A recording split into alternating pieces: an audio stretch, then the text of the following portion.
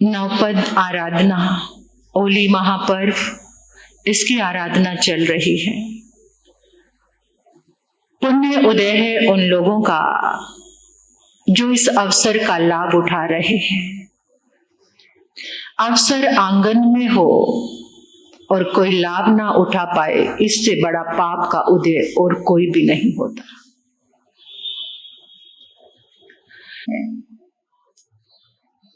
तीन करण और तीन योग की साधना होती है। करण क्या? योग है, ये योग है। करण क्या?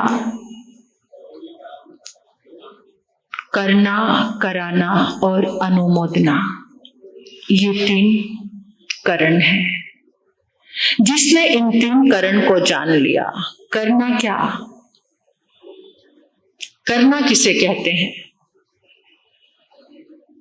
आप माला जाप कर रहे हैं, आप, ये क्या है? करना। आपने किसी को प्रेरणा देके अपने पास बिठाया, ये क्या है? कराना। आप सबको करते हुए देखकर प्रसन्न हो रहे हैं, आनंदित हो रहे हैं, उनका गुणगान कर रहे हैं, ये क्या है? अनुमोदना। सबसे ज्यादा निर्जरा किससे होती है? अनुमोदना से। सबसे ज्यादा निर्जरा अनुमोदना से होती है।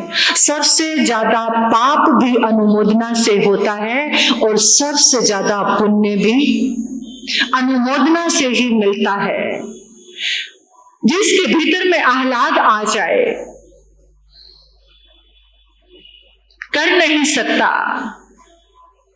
प्रेरणा देता हूं, कोई कर नहीं रहा, कहने से करा नहीं पा रहा हूं, लेकिन अनुमोदन को कोई छीन नहीं सकता। वो भीतर का भाव है। चातुर्मास आपके आंगन में और धीरे धीरे सरकता चला जा रहा है। लगभग 1 ही महीना शेष है, लेकिन फिर भी उसका लाभ नहीं उठाया। उस अवसर का लाभ, इससे बड़ा पाप का उदयकाल और कोई नहीं होता। जो अवसर का लाभ उठा लेते हैं वो अति पुण्यवान होते हैं। जो पहचान जाते हैं अवसर को, अवसर की अनुमोदना करते हैं, जो मिला है उसका एप्रिशिएट करने वाले और बहुत पुण्यशाली होते हैं। तो ये नवपद की आराधना, पता है लोग कितनी अनुमोदना कर रहे हैं, करवा रहे हैं, करने वाले का अनुमोदन कर रहे हैं। और हमारा क्या उदयकाल, इतना धर्म के प्रभाव से हमें मिला, लेकिन आज उस अवसर को हम पहचान नहीं रहे हैं। खैर कोई बात नहीं, साधु का काम तो समझाने का ही होता है। तो आज नवपद आराधना का दूसरा दिन है। दूसरे दिन में आराधना है ओम ह्रीं श्रीं नमो सिद्धाणं की। ओम ह्रीं श्रीं नमो सिद्धाणं। सिद्धों के कितने गुण हैं? सिद्ध के गुण कितने? सिद्ध भगवान के 8 गुण। जो विधि के साथ ओली तप की आराधना करते हैं उसे ओम ह्रीं श्रीं नमो सिद्धाणं की 8 माला, 8 लोगस का काउसक, 8 नमोथुण, 8 तिकुतों के पाठ से वंदन, 8 खमासमनो और लाल रंग के धान्य का आज प्रयोग किया जाता है। आइंडिल की जो ओली विधि के साथ करते हैं उनको लाल रंग का धान्य, रूखा अनाज लेना होता है। लाल रंग में गेहूं भी आता है, कनक, और लाल राजमा है, लाल मसूर की दाल है। ऐसे आपको मुझसे भी ज्यादा बेहतर मालूम है कि कैसे लाल रंग का आज भोजन यानी धान्य लेना है। रूखा, उसको हम भोजन नहीं कह सकते, वो लाल रंग के धान्य का सेवन करना है। अब आ जाते हैं कि लाल रंग का ध्यान, नमो सिद्धाणं का ध्यान कहाँ करना है? जिनको बीपी लो रहता है, कल नमो अरिहंताणं का ध्यान था, वो कहाँ पर था? ललाट पर। जिनको बीपी हाई रहता है, अगर वो नमो अरिहंताणं का ध्यान करते हैं तो बीपी उनका कंट्रोल हो जाता है। व्हाइट कलर यानी कि देखना, व्हाइट कलर यानी जो रक्त कण ज्यादा एकदम ऐसे ज्यादा तनाव में आ गए हैं, रक्त कण यानी जो हमारा ब्लड है वो ज्यादा तीव्र गति से चल रहा है। बीपी हाई कब होता है? जब खून में ज्यादा गर्मी आती है, ज्यादा तीव्रता आती है तो बीपी हाई होता है।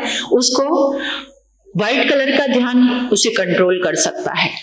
आज लाल रंग का ध्यान, जिनका बीपी डाउन रहता है उनको लाल रंग का ध्यान। लाल रंग का ध्यान कहाँ करना? सहस्रार चक्र, जो हमारा ब्रह्म रंध्र भी कहते हैं योगियों की भाषा में, ये जो स्थान है इसको ब्रह्म रंध्र भी कहते हैं। तो यहाँ पर जो किया गया ध्यान है वो क्या होता है? इस ध्यान के नमो सिद्धा, इसमें क्या है? धा यानी एक दीर्घ ध्वनि है, महादीर्घ ध्वनि, ऐसे नमो सिद्धा, सीधा सिद्धा। जब हम धा बोलते हैं सिद्धा, तो उस समय जो एक ध्वनि उत्पन्न होती है उससे क्या होता है? हमारे नाभि कमल में जितने भी परमाणु हैं उनमें कंपन होता है। नाभि कमल, हृदय कमल, कंठ कमल यानी सारे के सारे विकसित होना शुरू हो जाते हैं। जैसे ये महाध्वनि का घोष होता है नमो सिद्धाणं, तो उस समय हमारे आज्ञा चक्र से यानी नाभि कमल से लेकर जितने चक्र हैं ये सहस्रार चक्र में और ज्यादा होता है। सहस्रार चक्र में कंपन ज्यादा होता है, तो वहां पर जितना कंपन होता है सहस्रार चक्र में, उसकी एनर्जी पूरे हमारे शरीर में फैलती है।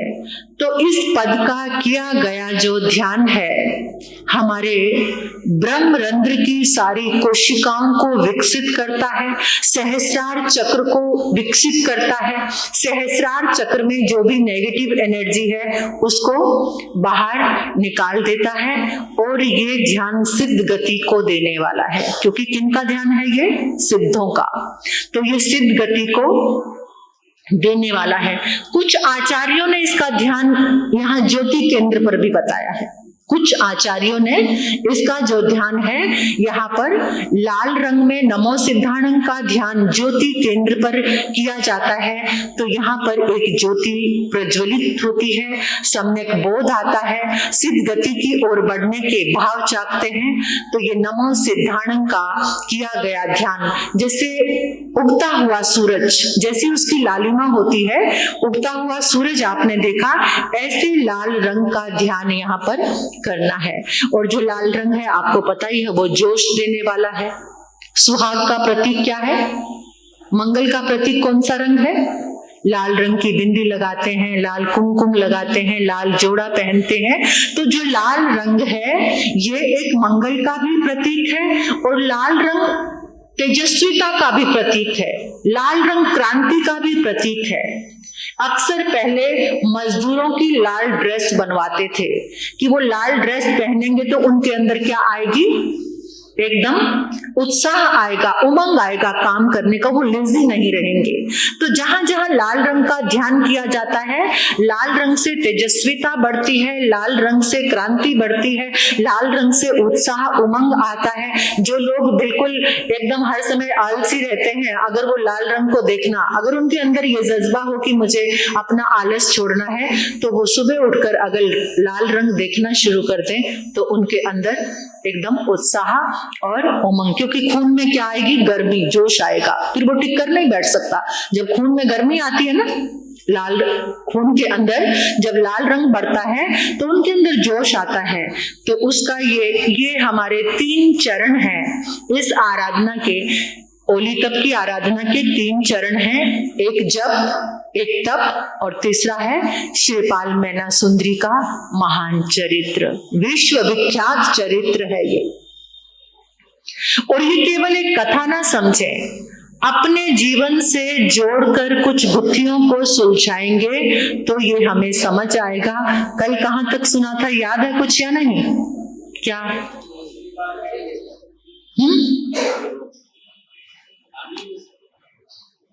कहां तक आए थे, याद है? हाँ जी, श्रीपाल को कोढ़ का रोग हो गया, उज्जैनी नगरी तक वो क्या हो गए? उज्जैनी नगरी तक पहुंच गए। यहाँ तक आपने सुना था कि उज्जैनी नगरी में वो पहुंचे हैं और माँ दवा लेने के लिए चली गई। अब कभी आपके मन में ये क्वेश्चन आया कि वो कैसी माँ है, अपने बेटे को छोड़कर चली गई? आपके क्वेश्चन तो कुछ आते ही नहीं है, बिल्कुल प्लेन रहते हो आप तो। पता नहीं संसार के तो दुनिया भर के क्वेश्चन होंगे, लेकिन धर्म के लिए कोई क्वेश्चन। तो वो माँ, मतलब आप दिल से सुनो इसे, दिल से सुनोगे तो शायद कुछ भाव अंदर जागेगा। अब माँ जब बेटे के लिए दवा लेने गई, उस समय की व्यवस्था थी कि नगरी में किसी कोढ़ी को लेकर प्रवेश, माँ का दिल तो माँ का ही दिल है ना, वो बेटे को छोड़कर कैसे जा सकती थी? और फिर जितने कोढ़ी थे वो उसको इतना प्रेम करने लगे थे कि ये सिंहरथ राजा का राजकुमार है, चंपापुरी नगरी का क्या है, ये राजा है, तो हम इसको राजा ही बनाकर रखेंगे। माँ तुम चिंता मत करो, इसको राजा बनाकर रखेंगे। दवा लेने जा रही हो तो दवा लेने जाओ। और पहले उनको पता होता था कि हमारा गंतव्य कहाँ है, कहाँ पर पहुंचने वाले हैं। तो वन खंड, उन वनों को पार करते हुए, जंगलों को पार करते उज्जैनी नगरी में जा रहे हैं। उधर से कमल प्रभा रानी भी उज्जैनी नगरी में ही पहुंच जाती है अपने भाई के घर पे। उनका भाई उज्जैनी नगरी में रहता था। और उधर कल आप सुन रहे थे कि राजा पद्मपाल, उसके 2 पत्नियां हैं और उनसे एक एक बेटी का जन्म हुआ, यानी एक सुरसुंदरी और मैना सुंदरी। अब सुरसुंदरी की माँ अपने हिसाब से उसको संस्कार दे रही है और मैना सुंदरी की माँ अपने हिसाब से संस्कार दे रही है। माँ ने इतना गढ़ा कि उसको पूरा कर्म सिद्धांत समझा दिया और जहां पर उसको शिक्षा दिलाई, क्योंकि आज तो शिक्षा पद्धति हमारी बिल्कुल बदल गई है। फिर आप अपने बच्चों से चाहो, क्योंकि आपसे ज्यादा वो कहाँ टाइम स्पेंड कर रहे हैं? स्कूलों में। और वो जहां जहां जो सिखाया जा रहा है वो वही भाषा बोलते हैं। फिर हम सोचते हैं कि हमारे बच्चा, हमारा संस्कार, क्योंकि देखो मतलब भारत सरकार ने गवर्नमेंट चीजों में बहुत ऐड दी है, लेकिन आज ना कोई गवर्नमेंट हॉस्पिटल में अपना इलाज कराना चाहता क्योंकि स्टेटस गिरता है ना, और ना आपको विश्वास है गवर्नमेंट स्कूलों में और हॉस्पिटल में कोई विश्वास नहीं है। तो ये बहुत सारी लंबी चौड़ी बातें हैं जिनको एकदम चिंतन की हैं। तो इसलिए सारा का सारा जो हमारा क्या व्यक्तित्व चरमराया हुआ है, पूरी की पूरी व्यवस्था हमारी क्या है, डावाडोल है। तो उस माँ ने वहीं पर भेजा जहां उसे कर्म सिद्धांत की शिक्षा दी जाती थी। और पिता आया, पिता ने भी कैसा ऊल जलूल, पूरी सभा लगी हुई थी। राजा की भी सभा एक धर्म सभा जैसी होती है। तो राजा ने अपने ही राज दरबार में अपनी बेटियों से पूछ लिया, तो किससे शादी करना चाहती है? तुझे मैं सुखी कर सकता हूँ पूरी तरह से। जब मैना सुंदरी की बारी आई तो उसने कहा, पिताजी आपकी बात मुझे पसंद नहीं है, आप कैसी बात कर रहे हो? मेरा धर्म यही है, मैंने यही सीखा है कि जहां पिता जो कहेंगे मुझे वही जगह मंजूर है, चाहे वो कैसी भी है, मुझे कोई शिकायत नहीं होगी और मैं पूरा मैनेज कर लूंगी, चाहे वो गलत है चाहे सही है। आप पिता ने कहा मेरी बात को काटती है, ईगो हर्ट हुई और वो एकदम नाराज क्या, नाराज होना अलग बात है, और एकदम क्रोध से भर गया। क्रोध से भरकर देखिए उसी समय उसने कहा कि मैं इसको बताता हूं कि क्या होता है पिता का वचन, मैं ही सुख और दुख देने। इतना बड़ा भगवान बन गया वो राजा, लेकिन ये नहीं पता कि सुख और दुख कौन देता है। मैना सुंदरी ने कहा मेरे कर्म ही मुझे सुखी कर सकते हैं और मेरे कर्म ही मुझे दुखी कर सकते हैं, और फिर उस दुख के अंदर सुख निकालना मुझे आता है, क्योंकि मैंने जिन शासन को समझा है। जिन शासन में जीने वालों सुन लो, अगर बार बार दुखी होते हो तो समझ लेना अभी तक महावीर के धर्म को तुमने समझा नहीं। अगर उसे दुख में तुम सुख को निकाल लेते हो तो तुम समझ लेना कि तू सम्यक की ओर कदम आगे बढ़ रहे हैं। बहुत तनाव में भरकर राजा ने इतना क्रोध आया कि मैं इसको बताऊंगा। मंत्री ने उस समय माहौल को संभाला। उन्होंने सोचा थोड़ा चित्त बदल जाएगा, थोड़ी सैर आउटिंग हो जाए।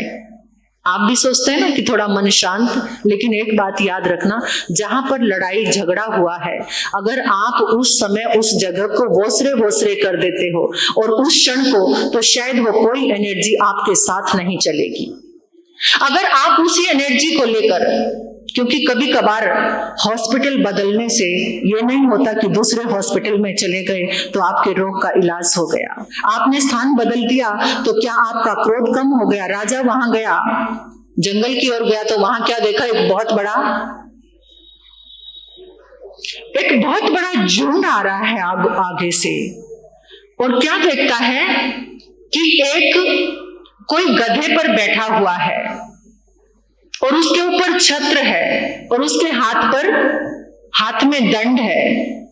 एकदम मंत्री को कहा कि वो क्या है, चलो वहीं चलते हैं। वहां जाकर देखा तो वो बैठे हुए थे। एक व्यक्ति के ऊपर चंवर था, उसके पास ही दंड था, उसको चंवर कर रहे थे। तो उन्होंने पूछा ये क्या कहते? ये हमारे राजा हैं। कोड़ी और राजा? कहते हाँ हमारे राजा हैं। हम सबको कोढ़ का रोग हो गया है, इसलिए बाहर नगरी से बाहर ही रुकते हैं, और ये हमारे राजा हैं। हमारे ही नहीं, ये तो चंपापुरी नगरी के राजा हैं, सिंगरत राजा के बेटे हैं, राजकुमार हैं। राजकुमार, राजा और कोड़ी? एकदम मंत्री को कहा कि इसी के साथ मैंने मैना सुंदरी की शादी करनी है। मंत्री तो एकदम कांप गया, महाराज ये कैसी बात कर रही, कैसा निर्णय? इतना कठोर निर्णय मत लीजिए, वो आपकी बच्ची है, आपकी बेटी है, आपकी अंगजा है। पिता होकर अगर बाढ़ ही खेत को खाने लग जाए तो कहां गुहार लगाई जाए? अगर पालन करता ही विनाश करता बन जाए तो कहां जाकर पुकार करी जाए? बहुत तरह से मंत्री ने कहा, लेकिन राजा के ऊपर कोई असर नहीं। राजा आ गया, संदेश सब तरह फैल गया। मैना सुंदरी के पास भी खबर आ चुकी, कोड़ी से पिता विवाह कर रहे, लेकिन वो विचलित नहीं हुई, जरा भी नहीं घबराई। एक बार आकर अपने पिता से शिकायत भी नहीं की कि मेरे ऐसा कहने से, राजा को सब समझा रहे हैं, जो लोग कुछ कहने की हिम्मत रख सकते थे, रानी सब किसको समझा रहे हैं, लेकिन मैना सुंदरी के पास कोई भी नहीं आया कि तू जाकर माफी मांग ले। ये नहीं आया इस कथानक में कि कोई भी मैना सुंदरी, क्यों? पता है क्यों? कारण पता है? मैना सुंदरी को किसी ने क्यों नहीं कहा कि जाकर अपने पिता से क्षमा मांग ले? नहीं कहा। क्यों नहीं कहा पता है? नहीं?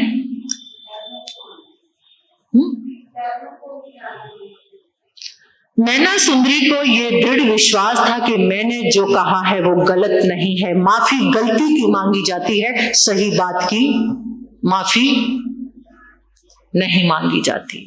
ये मैना सुंदरी का कैरेक्टर है। हमारे जीवन में नवपद आराधना से कोई परिवर्तन क्यों नहीं होता? पहले वैसा कैरेक्टर होना चाहिए नवपद की आराधना करने के लिए, वैसी प्यास होनी चाहिए, वैसी लगन होनी चाहिए, वैसा सम्यक बोध होना चाहिए, तभी जाकर मैना सुंदरी और श्रीपाल जैसा कैरेक्टर होगा, तभी नवपद की आराधना कुछ प्रभाव दिखाएगी तुम्हारे ऊपर। मिट्टी से भरे बर्तन में अमृत को डालते जाओ, नष्ट होता चला जाएगा, नष्ट होता चला जाएगा। मिथ्यात्व के कचरे से भरा है ये अंतर का पात्र, और सारा अमृत नवपद का, आराधना का, मंत्र जाप का डालते जाओ, सब नष्ट होता आ रहा है। बहुत समय से मिल रहा है ये हमें। मेरू के पर्वत जितने ढेर लग जाएं, इतने बार तो साधु बने आप और हम, इतने ओगे, इतनी मुंहपत्तियां, लेकिन क्या पात्र हमेशा धूल से भरा रहा। अमृत नष्ट होता रहा है और नष्ट होता जा रहा है। आज देख रहे हो हालत, अवसर आंगन आयो लेकिन पहचान ना पायो उस अवसर को। राजा को भी मैना सुंदरी जैसी बेटी मिली, लेकिन राजा पहचान नहीं पाया अपनी ईगो और अहंकार, अंदर का पात्र भला हुआ है धूल से, मिथ्यात्व के कचरे से। सब समझाने आ रहे हैं लेकिन कोई असर को पहचानने का सम्यक बोध किसी किसी के पास होता है, सबके पास नहीं होता। और कह दिया, ऐलान कर दिया, मां बहुत नाराज हुई लेकिन कोई असर नहीं। ईगो स्टिक, क्रोध होता तो शांत हो जाता, बात ईगो की थी। परमात्मा महावीर की सारी साधनाएं ईगो को शांत करने की है। जब तुम्हारा अहंकार शांत होता है तो क्रोध अपने आप चला जाता है। सारा क्रोध अहंकार से आता है। अहंकार को चोट लगती है तो क्रोध आता है। और फिर राजा ने श्रीपाल को बुलवा लिया, पिट्ठी मर्दन सब कुछ करके उसकी अपनी बेटी का विवाह श्रीपाल से कर दिया। मां कहती, ऐसे व्यक्ति के पास रहकर भी क्या करना है जिसका टोटली दृष्टिकोण रॉन्ग है। मुझे इसके पास नहीं रहना। परेशान होकर मैना सुंदरी की मां अपने पीहर चली गई। मैना सुंदरी का विवाह हो गया, उसके ऊपर कोई शिकन नहीं,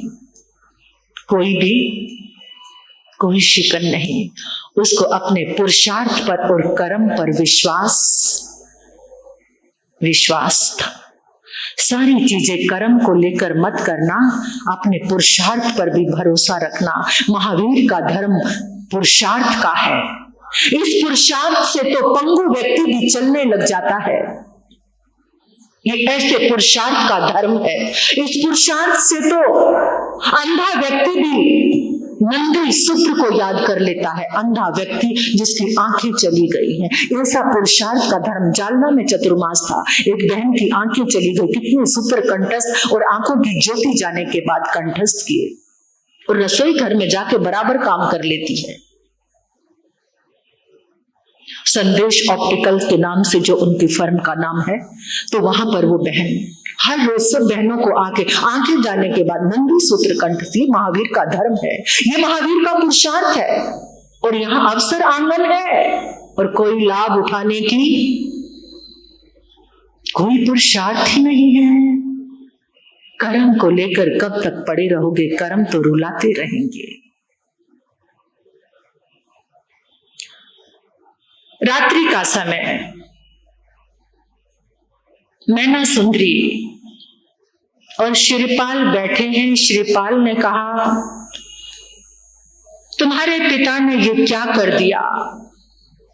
ऐसे कोड़ी के साथ तुम कितनी खूबसूरत हो। तुम्हें तुम्हारे रूप सौंदर्य को देखकर तो देवलोक की अप्सरा भी शर्मा जाए। इस कोड़ी को स्पर्श मत करना, तुम्हें भी कोढ़ हो जाएगा। मेरी तरफ से तुम आजाद हो, किसी दूसरे पुरुष के साथ विवाह कर लो।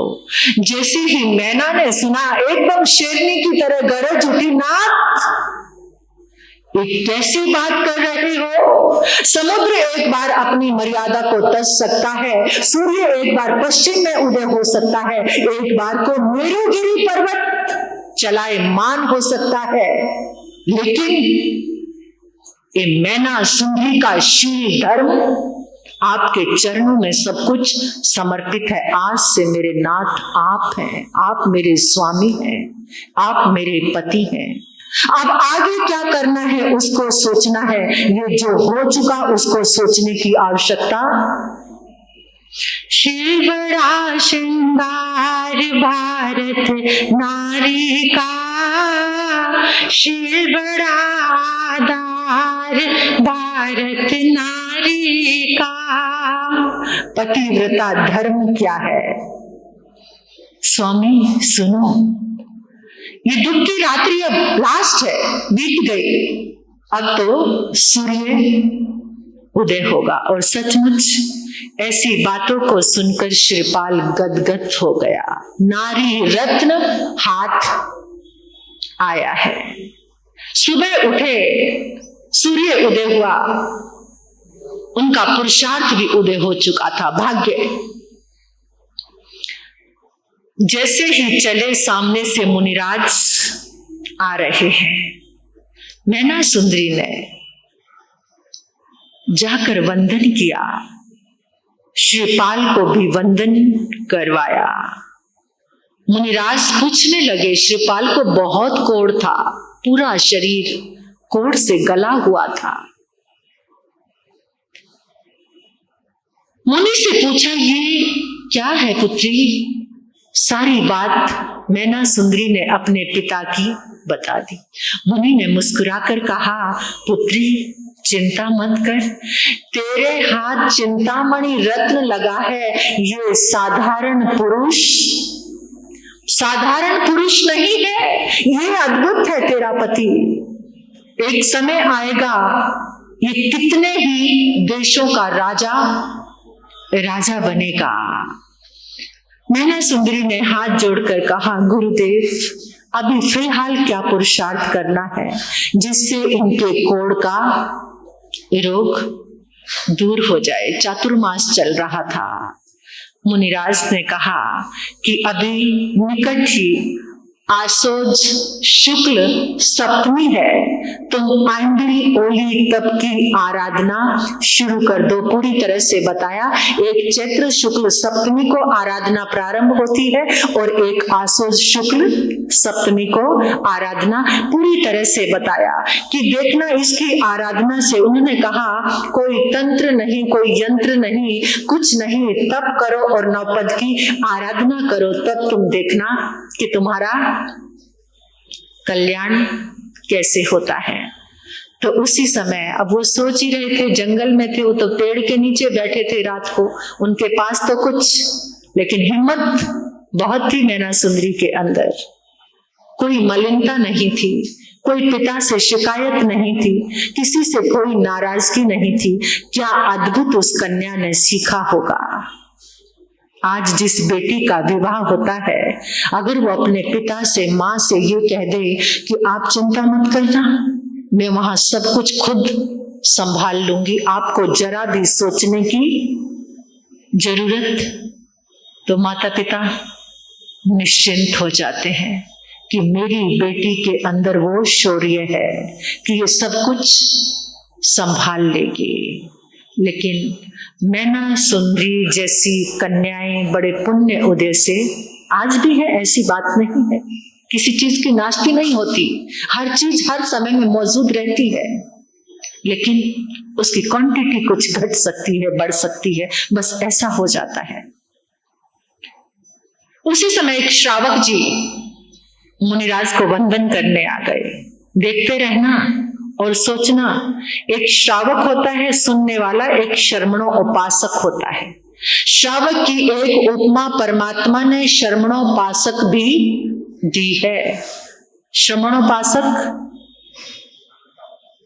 जो श्रमणों की भक्ति करता है, पूजा करता है, उपासना करता है, और श्रावक केवल जो सुनता है, जो केवल, आज तो सुनने वाले भी नहीं है। उसी समय वो श्रावक आए और गुरुदेव ने कहा, आज तुम्हें बहुत बड़ा लाभ मिलने वाला है। क्या? सधर्मी वात्सल्य करने का लाभ। ये जोड़ा है, आइंबिल तप की आराधना करेगा, अपने स्थान में आवास, इनको अपने आवास में इनको स्थान दे देना। उसने एक बार ना नहीं किया, ये नहीं सोचा इसको तो कोढ़ का रोग है, मेरे घर में कोढ़ आ जाएगा। जहां पर ऐसी भावना होती है, कभी भी कोढ़ किसी को स्पर्श नहीं करता।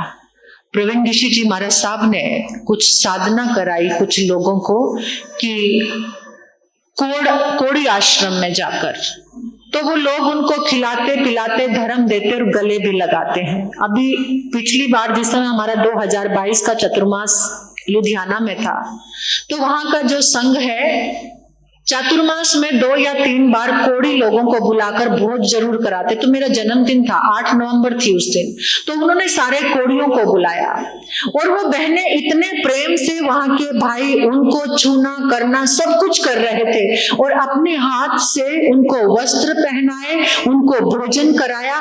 किसी को भी ये डर नहीं लगा कि हमें कोढ़ का रोग हो जाएगा। आप भी ऐसा पुरुषार्थ कर सकते हो, उनको जाकर कुछ धर्म दे सकते हो। भोजन देते देते, वस्त्र देते देते अगर आप उनको धर्म दे दोगे तो ये सबसे बड़ा उपकार, ये सबसे बड़ी निर्जरा होगी। श्रावक जी ने कहा, ओ भाग्य गुरुदेव, आपने मुझे इतना बड़ा लाभ दे दिया। सुनते जाना शब्दों को, आपने मुझे इतना बड़ा लाभ दे दिया। अभी तो व्यवस्थाएं बदल गई हैं। पहले साधु संतों के दर्शन करने जितनी बसेस वगैरह जो लोग आते थे ना, तो जैसे चतुर्मास में महीने की जो बारियां वगैरह सेट होती थी ना, तो उनके घर भेजते थे, है ना, घर में जाते थे लोग। और आजकल तो 4 मेहमान भी आ जाए ना, तो पहले से फोन करा के क्या कहला दोगे, हमें तो कल किसी कार्यक्रम में जाना है, आप किसी और दिन रास्ते में महाराज साहब के टिफिन लेकर जाना हो, क्या कहेंगे, भैया कल तो हमारे बहुत काम है, परसों का, कभी और समय का।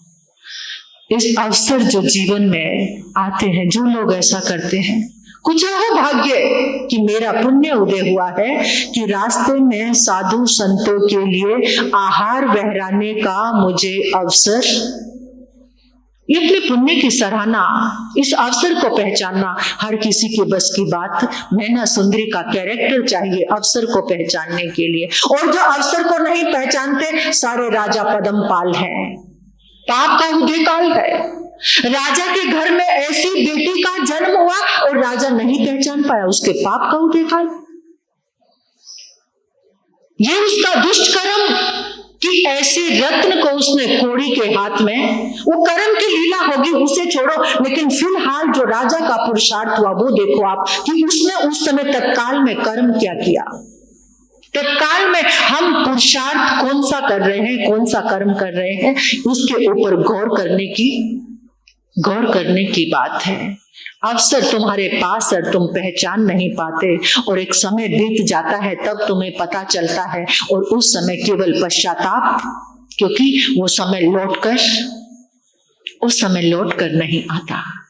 तो इसलिए ये मैना सुंदरी और श्रीपाल चरित्र हमारे जीवन की कहानी कहने के लिए है, हमारे जीवन की घटनाओं को दिखाने के लिए है कि हमारे साथ क्या बीत रहा है और हम क्या कर रहे हैं। इस पावन चरित्र को सुनने वाले भी, अब श्रीपाल और मैना सुंदरी आ गए, अहोभाग्य के साथ उन्होंने आज शुक्ला सप्तमी को आइंबिल तप की आराधना प्रारंभ कर दी। जैसे गुरुदेव ने कहा वैसे ही वो नवपद की आराधना कर रहे हैं।